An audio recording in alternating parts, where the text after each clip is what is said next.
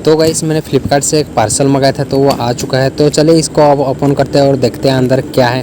तो ये चलिए पहले टेप को काट लेते हैं और अंदर देखिए ऐसा कुछ फोम की तरह है। तो ये मैंने बता दूं, ये मैं फ्लिपकार्ट से माई फिटनेस का पीनट बटर मंगाया हूँ। तो ये हाफ़ केजी वाला है, मतलब 510 ग्राम का लगभग हाफ़ केजी है। तो ये चलिए ओपन करके देखते हैं। तो यहाँ पर देखिए, यहाँ पर प्रोटीन कितना है वो दिखाया गया है और यहाँ पर क्या क्या जो लिखा गया इंग्रेडिएंट वो भी दिखाएगा और क्या क्या मिलता है। और ये 320 रुपीज़ का आपको नहीं पड़ गया, बहुत ही कम में पड़ जाएगा। और मैं क्रंची फ्लेवर का मंगाया हूँ तो ये बहुत ही टेस्ट में अच्छा लगता है। आप भी चाहे तो मंगा सकते हो। और देखिए कितना ज़्यादा